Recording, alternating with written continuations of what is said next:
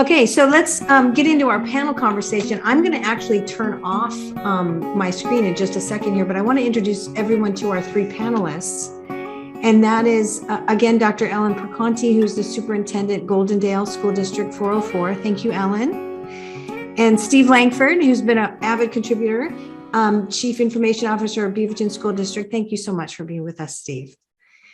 And then Derrick Brown, who's the Executive Director of Technology from North Clackamas School District in Oregon. Thanks for joining us, Derrick. Okay, all right, so I'm going to take this off the screen then. I'm not going to share while we have our dialogue today, and I'm going to start throwing questions at all of you. If I can figure out how to not share. Okay, here we go. Stop sharing. And I want to also make sure I don't miss anybody's chat questions, because anybody else who's on the line right now can feel free to ask questions. So the one thing I want to start with you, and Derrick, I'm going to put you on the hot seat first, because you just got here, so that seems reasonable to me. Is that okay? Sure. I don't have a choice. Go for it. So my first basic question is, there is a structural shift, and we've been talking a lot today about there's something going on with time and space. It seems warped now since the pandemic. And this is driving not a need to back away from technology, but a need to push forward and up our stack. So I'm going to ask all three of you guys to talk about what that means to you and sort of your feelings about it. So Derrick, you're on the hot seat. You go first. Well, I've always been a fan of reliability, security, and we have been in the background. It just works. So I've said it before and I'll say it again. It's like the light switch or like air. We want technology to just be there and work when we need it. However, when COVID hit, things didn't work because we didn't have reliable devices or the digital curriculum, or not everyone understood how to use the tools that were in place. So we either had to quickly put them in place and train or do both. And so right now it's about stability and reliability, and how do we make sure that we have the infrastructure in place on concrete versus sand moving forward for everything that we have. And then there's an operational budget around it. Most CFOs didn't realize the significance and importance. The CIO always has. And that's what we've always demanded it in our budget, but now it has come to the forefront because it is connected and integrated to everything thanks to COVID. It is kind of, the veil is off, but the curtain has been lifted to bring light to what we do and why we do it, and the importance of it and the funding more than anything else. Yeah, I like the way you said that. The veil has been lifted. All right, so I'm going to go across on the order of my screen here. So Steve, you're on deck next. What's your thoughts about that same sort of thing happening? Well, yeah, I think everything that Derrick said has been playing itself out in all school systems around the country. I think back to March 2020, when in Oregon, the governor closed schools, and we had one day to move 5,000 staff to remote work who'd never done remote work. We had teachers who needed to start teaching, and they didn't. We had to teach them what a VPN was. And so there was a tremendous impact to the system with regards to how people approached what they do, be it a student in a classroom, a teacher teaching, any staff member across any profession in our school system. Everything got turned upside down. And I like what you said about time and space started to flex. It flexed before the bond, but not to the scale and scope of the bond. When we put a learning management system in and we started looking at when are students active online with devices and systems, our students were active almost 24 hours a day. There's usually that 4 a.m. to 5:30 a.m., 5 a.m. window where apparently everyone sleeps. But barring that short period of time, our students are online and we're using their devices that we've given them for learning. And so this idea that learning happens inside of walls and at certain times of day, maybe we all knew that's really outdated thinking, but COVID completely rewrote that landscape and rewrote that reality for us. And so the impact of all of that was exactly what Derrick just said. Technology became this thing that was it was important, and people acknowledge, yes, we need to be, it's important to learning. It became integral because it became the environment. And so as such, then we had to, as we're dealing with people in trauma and trying to train, for example, here, 5,000 staff on how do you sign into VPN and get your phone from home, we're having to think through, well, what's coming next? Because everything was changing so quickly and continues to change. And I really appreciate what you said, LeiLani, about the way forward is the way through. For us, what we've been saying is we can't go back. Because there's this desire right now to get back to what was, and what was didn't serve all of our students. Mm-hmm. So for us, we have to take what we have learned and apply that to build something brand new. And so that's really, I think, the area where technology and being connected to the teaching and learning and all the business functions of a school system is just absolutely key. Mm-hmm. Yeah. I'm glad you said it that way. Yeah. So this whole idea of like you just reiterated that I'd said earlier, the way out is the way through. That's even true for the superintendency level. So I'm going to throw that back over to you, Ellen, that this is even requiring you to sort of rethink your own self, I'm thinking, as a superintendent, right? Yeah. It does. There's a lot of soul searching actually around the job has changed. It was interesting. A couple months ago, I found an article that my superintendent that I did my credential work under gave me, which said, what happened to my job? It's changed. And, so that was a number of years ago. And I was like, yeah, it's changed even further, but definitely has changed. Regarding time and space, I've always been frustrated by, why does music have to be a 30-minute block at the primary school and then kids move, even though my lesson may not be done and the kids are still engaged? Why do we have to just suddenly shift? Why do we have to have recess at a certain time when it impacts the learning flow? Why do high schools have bells that ring? So that's always been an issue. And then you add to it, now people have experienced something different. But how do we then take that next step?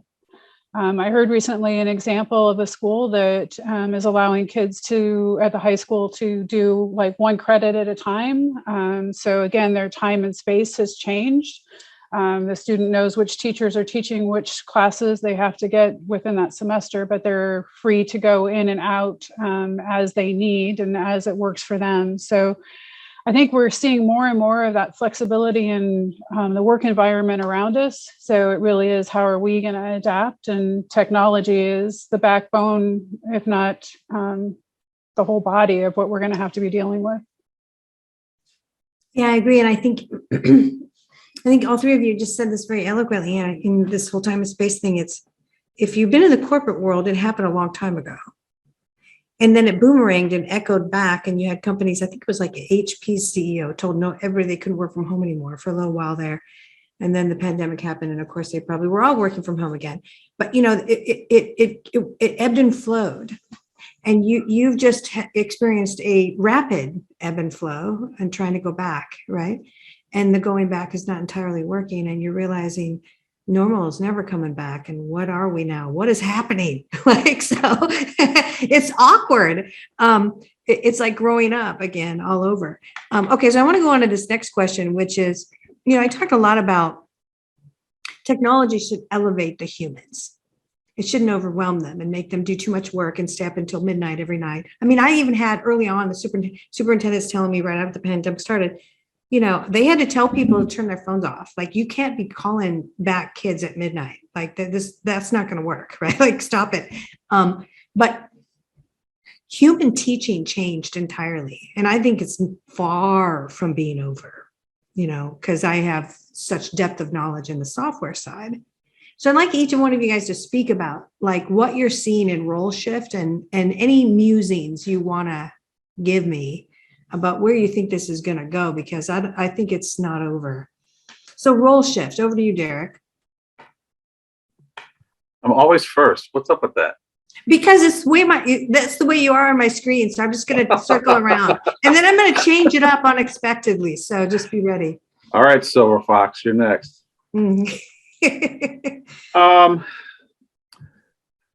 Ask it in a different way, because I want to make sure that I nail it. This is really a question of like the role shift you're seeing, because there's a struggle for teachers right now, right? Like they did everything sort of analogish forever. And technology was just a tool, but now it's the way they are existential into the universe, right? Like in many ways, if they're remote, they have to go through technology. So their role is changing. And what are you seeing? Like, is this, are they? Yeah. For our high flyers and innovators, they've been doing this for 5+ years and basically begging IT for the tools. Tools being, okay, I'm not going to use a ruler and a protractor and a smart board. I need a device. Give me an iPad, give me a Chromebook, give me some sort of tablet, and a few of them so I can sprinkle them around the classroom and be innovative with my kids. So that's been going on for years. What has happened now is that's catapulted. It's everyone wants to do it. As Steve said, we're 1-to-1. Every student has a device, either district issued or bring your own. It's the pedagogical shift now is getting the teachers caught up to the students. And making sure that we have the digital curriculum and the baseline. Chris McMurray and I did this, many years ago at Evergreen, and it's what are the minimums? What are the tools that teachers need to have and are teaching K-5, 6-8, 9-12, so that we have consistency and a secret sauce. Everyone gets the same experience, student and teachers, when they're in the classroom. We've heard this from the surveys of our teachers, especially at North Clackamas, when we did a survey at the end of the first year of being remote and comprehensive distance learning. And parents said, we want consistency. We want to make sure that all teachers are using the same tools. We want to make sure that the district is using all of the same messaging platforms. And so we had to consolidate very fast and work with our associations to create that consolidated list and uniformity, and then to train everyone up. No sit and get, snack bite video tutorials where teachers can get in where they fit in at the beginner, intermediate, advanced level, and then go back as frequently as they want to increase their learning and their knowledge, and then catch up to the students. And then we did that as well for parents. We wanted to make sure that now parents have access. They're at home, their teachers too, assisting and supporting their students. So we created those 2 platforms for the teacher, for training, as well as for parents to bring them up to what we're doing, why we're doing it, and how they can support their students. So the shift, it's still happening. It isn't going away. This is the beginning. Higher ed's been doing this for years. So we're just catching up to the rest of the world. What's really interesting and fascinates me is this has been going on for many years. And now K-12 is trying to catch up to the rest of the world. And if we don't, we're going to find ourselves obsolete. I think that's why our numbers are down in many school districts. Parents see choices. Either I can do this better, do it differently. And so either we're going to meet the customers where they are, the parents, or we're going to lose them to school districts that are.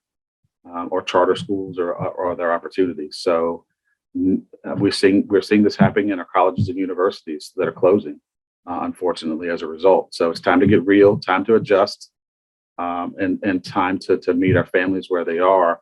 And for the school districts that have associations, that's the challenge. That's the challenge. You don't see that as much in the South because you could say this is how it's going to be and you'd make it happen. For districts like ours in the Northwest and many others, it's going to be a longer conversation. Yeah. I've had a lot of people tell me they got to battle old rules. That's right. Yeah, and that's an interesting point. We should come back to that one. Okay, so I got nailed for not changing it up already by Derrick. So I'm going to go to Ellen and then Steve, and then change it up some more. Okay, so Ellen, role shift. I think we brought this up with you a little bit before. But can you tell us kind of what your thoughts are on teachers discovering themselves being different? Now you changed the question slightly. So I had my I answer. did. Sorry about that. That's a horrible teaching thing to do. Yeah, you'd never hire me as a teacher. Yeah. So say that one more time for me. So let's go back to the original question, which is like your thoughts on the role shift. So role shift, as I was thinking about it, a lot of what we have valued across the years is control in the classroom. So when you think about classroom management, when you think about how I was evaluated, it was whether or not your kids were in control, how quiet was your classroom. And I think we've shifted out of that quite a bit, but there's still that feeling of my job is to have some semblance of boundaries and control. And kids need boundaries and control. Don't, not going completely off of that rail, but we need boundaries and control. But it's a different type as we're shifting into this hybrid kind of a situation. So I am not going to have that control of where that child is every moment, but I still have that influence on their learning. And so how do we blend those across as we're moving? So that's been kind of how I've been thinking about part of that role shift. There are all kinds of cliches out there as well of teacher as lecturer versus teacher as guide on the side or facilitator. And as we have more and more digital resources, we are much more a facilitator of that learning. So it really allows the student to have that agency in their learning versus I'm going to tell you how this assignment should look. Hopefully we can get away from that, right? So there's not a 5-paragraph essay that you're getting from all 20 of your 25 or however many kids in the class that looks exactly the same. But we have an essay which allows the child to express themselves in multiple different ways, still fluidly, still accurately, still concisely, all those pieces that we value. But the control of I'm giving you this assignment and your work has to look exactly like this, hopefully will start going away. Yeah, I like what you said. And that facilitator role also I've heard sometimes as the supervisor role. And I think some teachers like to be called supervisors better than facilitator because it sounds more authority, But that's the whole point, right? I mean, are we the authority anymore? I know. Sorry, I mean, that's the thing. Like you're competing against the whole World Wide Web. Good luck with your bad self. Yeah. So that's that's the thing. Well, cool. Okay, so let's come back to you, Steve. Are you on board? You can take that question any direction you want. Oh yeah, I answer the questions I want, not the questions that are asked most times. So if this isn't relevant, then sorry about that. But I have a slightly different take on it, and I'll talk through it through the lens of what we went through in Beaverton. Beaverton's, we're about 33,000 teachers and 40,000 students, and everyone went home and we did a year remote learning, and overnight people had to figure out how to do this, and how this relates to that question about roles changing. It's connected back to this idea that we wanted to get back to something. And so at the beginning of our school year, it was our first time that we were back in over a year, and we saw technology use fall through the floor. Nobody, teachers were like, we are done being on screens. We don't want kids on screens. We want to go back to what it was. And then the kids started getting sick and the grownups started getting sick. And all of a sudden we started moving back, classes into quarantine, students into quarantine, and teachers had to go, oh shoot, we're not through this. I can't just dump all of the learning I had and gained over the last year on how to rethink instruction. I've got to pull that forward. And that really opened the door to this conversation around we've got to be pulling the best learning forward and not trying to go back, because we tried it in the fall and it failed when people got sick.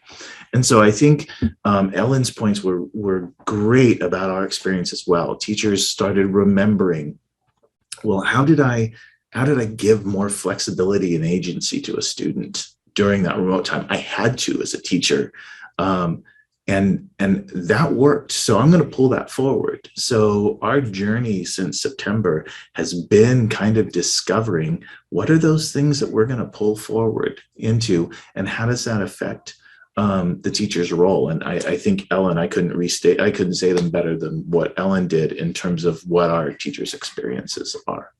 Yeah, this is really a leadership moment, isn't it? Because I don't think this is over, not for a long, long time. All right, so we have other people on the line right now, and I had another question about like, what are your personal imperatives going forward? But I kind of think I shouldn't ask it yet unless I need to, because Patricia's on, Matthew's on, Dan's on, Tony, you're on, Colleen, Drew, Justin, Edward's still on, and quite a few others. So who has a question that you want to ask the panel? Tony, Patricia, anybody?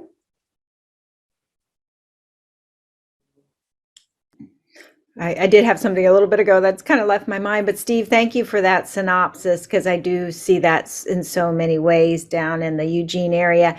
And so I guess for me, I think I do see a lot of fear in the teachers, kind of like you guys said, we're embracing technology and we need to laugh and not fear, but they feel, like they are being under fire by what they do. So what kind of things do you see that could really facilitate taking out some of the fear factor?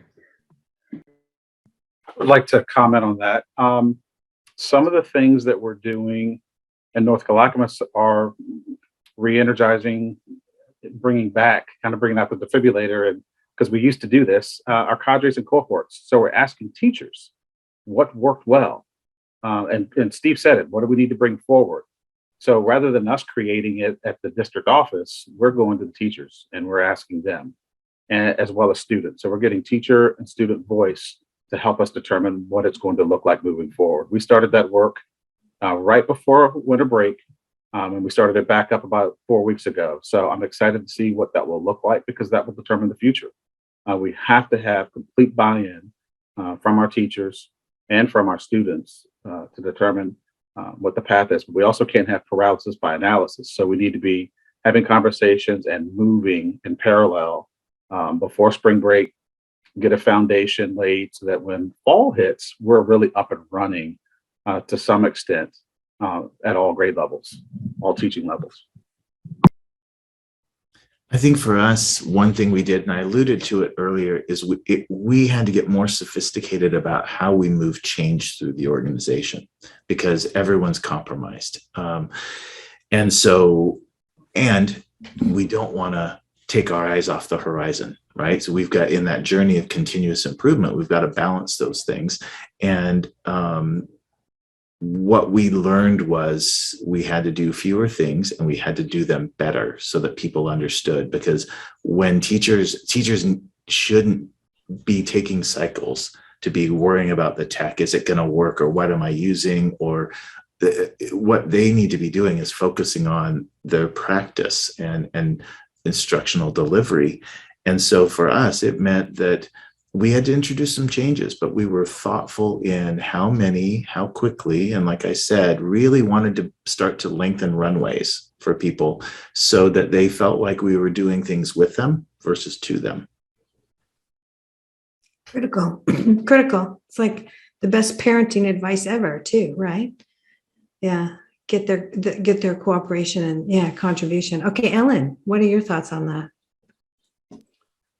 I don't know that I have a whole lot to add. I think, Steve, you reminded me of when we used to do technology and services for teachers, and we would encourage them to do 2 lesson plans, one if the technology worked and one if it doesn't.